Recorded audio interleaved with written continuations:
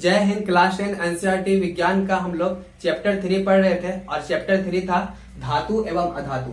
ठीक है, और उसमें हम लोगों ने पार्ट 1 और पार्ट 2 के द्वारा हम लोगों ने समझा था। सबसे पहले अगर हम लोग पार्ट 1 की बात करते हैं तो पार्ट 1 में हम लोगों ने देखा था कि धातुएं होती है वो अधातुओं से कैसे अलग होती है। ठीक है, उनका भौतिक गुणधर्म क्या होता है। उसके बाद हम लोग पार्ट 2 देखे थे तो पार्ट 2 में क्या देखे थे कि पार्ट 2 में हम लोग जो अभ्यास के प्रश्न थे, जो एनसीईआरटी बुक विज्ञान का जो एनसीईआरटी बुक है उसमें जो बीच बीच में जो अभ्यास के प्रश्न दिए हुए रहते हैं उनको हम लोगों ने देखा था। और उसके बाद हम लोग धातु एवं धातुओं का जो है रासायनिक गुणधर्म पढ़ रहे थे। धातुओं का रासायनिक गुणधर्म में हम लोग सबसे पहले देखे थे कि धातुएं जो रहती है उनमें फ्री इलेक्ट्रॉन्स होते हैं, यानी कि धातुएं के बाह्यतम कक्षा में 1, 2 या 3 इलेक्ट्रॉन्स होते हैं। और यही कारण है कि धातुएं क्या होती है, विद्युत रूप से धनात्मक होती है। उसके बाद हम लोग धातु के रासायनिक गुणधर्म पढ़ रहे थे और उसमें हम लोगों ने देखा था कि धातुएं जो रहती है वह ऑक्सीजन से अभिक्रिया करती है और ऑक्सीजन से अभिक्रिया करके धातु के ऑक्साइड का निर्माण करती है। ठीक है, तो देखिए धातु का जब ऑक्साइड का निर्माण करती है तो धात्विक ऑक्साइड जो है वो अलग अलग प्रकार से होते हैं। तो इसके बाद हम लोग यही चीज देखने वाले हैं। देखिए, जब धातु जो है धातुओं का रासायनिक गुणधर्म की बात करते हैं तो धातुएं जो रहती है वायु या ऑक्सीजन से अभिक्रिया करती है। ठीक है, और जब धातु वायु या ऑक्सीजन से अभिक्रिया करती है तो धातु के ऑक्साइड बनाती है। जैसे हम लोगों ने देखा था कि जैसे देखिए ये लोहा है Fe जो है वह ऑक्सीजन से अभिक्रिया करता है, या फिर लोहा जो है वह नमी, जब ये नमी के संपर्क में आता है तो क्या बना जाता है Fe2O3। ठीक है, Fe2O3 क्या है, तो यह जंग है। ठीक है, जिसको हम लोग लौह ऑक्साइड बोलते हैं। आपने देखा होगा कि जो लोहा रहता है अगर वह नमी के संपर्क में आता है या फिर पानी पड़ता है तो क्या होता है, वह जंग लग जाता है। ठीक है, इसको सुरक्षित रखने के लिए हम लोग पेंट करते हैं या फिर कहीं पे जरूरत हो तो वहां पे ग्रीजिंग करके भी हम लोग क्या कर सकते हैं, इस धातु को जो है ऑक्सीजन से अभिक्रिया करने से बचा लेते हैं। उसके बाद देखिए, तो धातु का ऑक्साइड जो रहता है, हम लोगों ने पढ़ा कि धातु वायु से अभिक्रिया करके धात्विक ऑक्साइड का निर्माण करते हैं।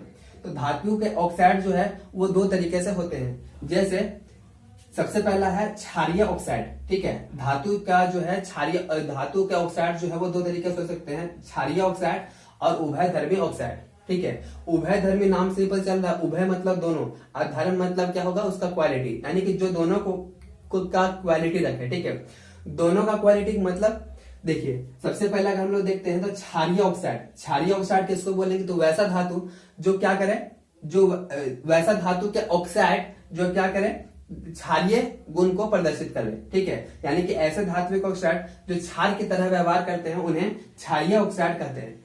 अब ये कौन कौन से हैं, तो देखिए हम लोग बोल सकते हैं कॉपर ऑक्साइड। ठीक है, copper oxide, sodium oxide, potassium oxide, ये सारे जो ऑक्साइड हैं वो धातु के ऑक्साइड हैं और ये कैसे है, तो क्षारीय ऑक्साइड है। ठीक है, यानी कि इनका जो रासायनिक गुणधर्म होता है वो कैसा होता है, तो क्षारीय होता है। ठीक है, और ये जब अम्ल से अभिक्रिया करते हैं तो क्या बनता है, लवण और जल बनता है। यानी कि जो धातु जो है वह अम्ल से अभिक्रिया करेगा तो उसका लवण बनेगा और क्या बनेगा, जल बनेगा। और ऐसे भी हम लोग दूसरे चैप्टर में हम लोग जब पढ़ रहे थे तो वहां पे देखे थे कि जब धातु जो है किसी अम्ल से अभिक्रिया करता है तो क्या बनाता है, तो धातु का लवण बनता है और जल बनता है। और साथ में ये भी जानते हैं कि जब कोई अम्ल जो है क्षारक से अभिक्रिया करता है तो उसका लवण बनता है और जल बनता है। तो यहाँ देखिए CuO जो है, कॉपर ऑक्साइड जो है वो क्या है, क्षारीय है। और यह जब अम्ल से अभिक्रिया करेगा तो धातु का लवण बनाएगा। यानी कि देखिए क्या होगा, यहाँ पे कॉपर ऑक्साइड है, HCl एक अम्ल है, हाइड्रोक्लोरिक अम्ल है, और यह जब दोनों आपस में भी क्रिया किया तो कॉपर क्लोराइड बनाया। ठीक है, जो कि क्या है, कॉपर क्लोराइड जो है वो धातु का लवण है। इसमें कॉपर जो है वो धातु है, क्लोरीन जो है इसका लवण हो गया। उसके बाद देखिए जल का निर्माण करते हैं साथ में। ठीक है, तो इनको हम लोग क्या बोलते हैं, क्षारीय ऑक्साइड बोलते हैं। क्षारीय ऑक्साइड मतलब कि वैसा ऑक्साइड जो क्या करे, क्षार जैसा व्यवहार करे। ठीक है, उसको हम लोग क्या बोलते हैं, क्षारीय ऑक्साइड बोलते हैं। अच्छा, उसके बाद हम लोग देखते हैं तो उभयधर्मी ऑक्साइड किसको बोलेंगे, उभय मतलब दोनों, धर्मी मतलब गुण, यानी कि जो दोनों का गुण को प्रदर्शित करे। यानी कि वैसा धात्विक ऑक्साइड जो क्या करे, तो अम्ल का भी गुण रखे और क्षार का भी गुण रखे। यानी कि उसकी जो प्रकृति होती है, रासायनिक प्रकृति जो होती है वो कैसी होती है, अम्लीय भी होती है और क्षारीय भी होती है, दोनों होती है। यानी कि उभयधर्मी ऑक्साइड हम लोग उसको बोलेंगे ऐसा धात्विक ऑक्साइड जो अम्लीय एवं क्षारीय दोनों गुण को प्रदर्शित करता है, यानी दोनों गुण को रखते हैं। उन्हें क्या कहते हैं हम लोग, तो उन्हें हम लोग उभयधर्मी ऑक्साइड कहते हैं। जैसे कि यहाँ पे देखिए एल्युमिनियम ऑक्साइड है और यहाँ पे जो है क्या है, जिंक ऑक्साइड है। ये दोनों जो धातु है वो क्या है, उभयधर्मी ऑक्साइड है।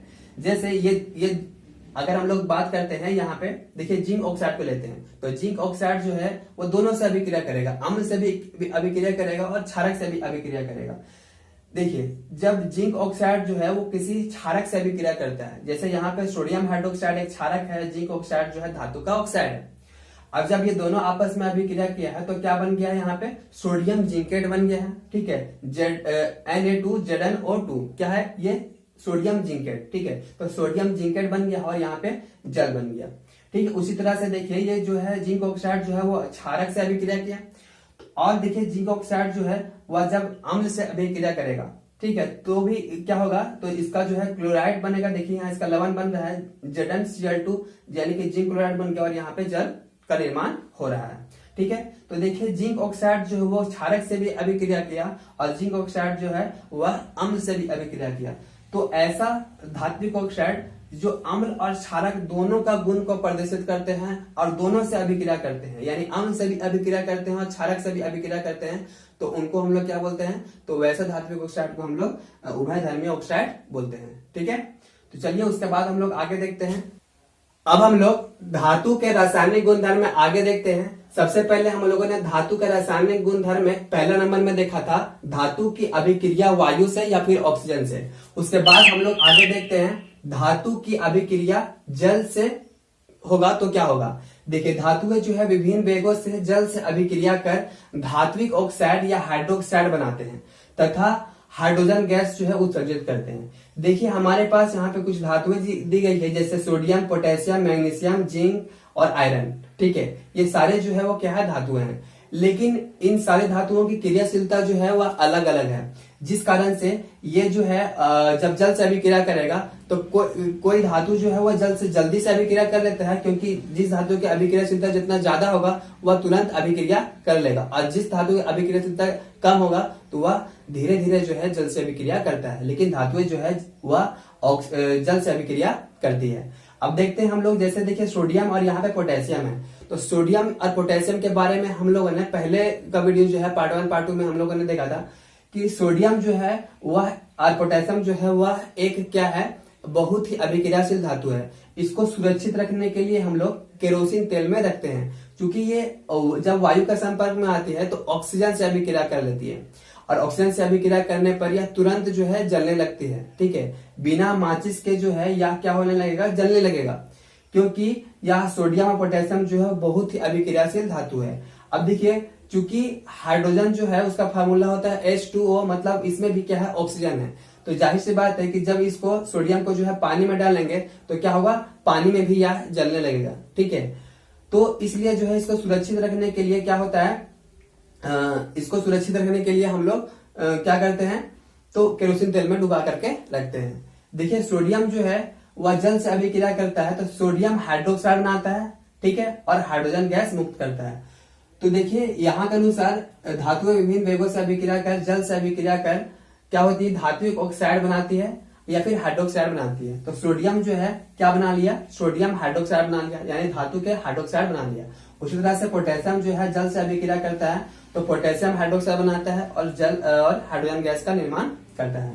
उसके बाद देखिए ये जो है वो तीव्र गति से अभिक्रिया करता है, तो जैसे ही ये हवा के संपर्क में आता है तुरंत जलने लगता है, या फिर जैसे ही ये जल में इसको डालते हैं तो तुरंत इसका धातु का जो है हाइड्रोक्साइड बना लेता है, तो ये तुरंत अभिक्रिया करता है। तो ये जो है इनकी क्रियाशीलता के अनुसार यहाँ पे लिखा गया है, तो तीव्र गति से अभिक्रिया करने वाले धातु तो सोडियम और पोटेशियम। उसके बाद देखिए मैग्नीशियम और जिंक का जो अभिक्रियाशीलता है वह सोडियम और पोटेशियम से क्या है, थोड़ा सा कम है, तो इसलिए जो है इनको हम लोग मध्यम गति से अभिक्रिया करने वाले धातु को बारे में है, ठीक है। देखिए यहाँ पे है मैग्नीशियम, तो यहाँ और ये जो है जल से अभिक्रिया होगा, तो जब मैग्नीशियम जो है जल से अभिक्रिया करता है तो भाप या फिर वाष्प की उपस्थिति में, ठीक है, क्या होता है, मैग्नीशियम ऑक्साइड का निर्माण कर लेता है। तो धातु के ऊपर क्या हो गया, ऑक्साइड की परत जो है जम गई। देखिए मैग्नीशियम जो है यहाँ पे ऑक्सीजन है, तो देखिए मैग्नीशियम के साथ यहाँ पे ऑक्सीजन है तो मैग्नीशियम ऑक्साइड हो गया, तो धातु के ऑक्साइड का निर्माण करती है और हाइड्रोजन गैस का निर्माण करती है। उसी तरह से आगे देखते हैं, तो जिंक जो है, जिंक जल से अभिक्रिया करता है, तो यहाँ पे देखिए भाप की उपस्थिति में क्या हो जाएगा, तो जिंक ऑक्साइड का निर्माण होगा, ठीक है, और यहाँ पे हाइड्रोजन गैस भी मुक्त होगा। उसके बाद देखिए मंद गति से अभिक्रिया करने वाला धातु। देखिए जब हम लोग किसी भी सामान को जब हम लोग खरीद के लाते हैं, लोहा का होता है तो वह नया नया होता है, ठीक है। जब हम लोग उसको पेंट नहीं करते हैं तो देखेंगे कि 1-2 महीना 3 महीना के बाद क्या होने लगेगा कि उस पर जो है जंग लगना शुरू हो जाएगा, ठीक है। तो यही है मंद गति से अभिक्रिया करने वाले धातु में आयरन जो है वह एक मंद अभिक्रियाशील होता है इनका जल से। तो लेकिन अभिक्रिया तो होता ही है। देखिए यहाँ पे है आयरन है, एक धातु है और यह जल से भी क्रिया किया है, तो FeO3 यानी कि आयरन ऑक्साइड का निर्माण किया और हाइड्रोजन गैस मुक्त किया। तो ये जो है वो क्या है, जिंक, ये जो है आयरन ऑक्साइड जो है वह जंग का एग्जाम्पल है, ठीक है, जंग है यह। तो इस तरह जो है धातुएं जो रहती है वो क्या करती है, तो जल से अभिक्रिया करती है। यानी कि जब धातु जो है वह जल से अभिक्रिया करेगी तो वह या तो धातु का हाइड्रोक्साइड का निर्माण करेगी या फिर धातु के ऑक्साइड का निर्माण करेगी, ठीक है। और उनकी क्रियाशीलता के अनुसार जो है कोई धातु जल से जल्दी से अभिक्रिया कर लेता है, या फिर अगर कोई धातु जो है उनकी क्रियाशीलता जो है अधिक अभिक्रियाशीलता वाला तत्व से जो है वो थोड़ा सा कम अभिक्रियाशीलता है, तो क्या होगा, वह थोड़ा सा धीरे से अभिक्रिया करेगी। और कुछ ऐसी धातु भी होती है जो क्या होगा, मंद गति से अभिक्रिया करती है।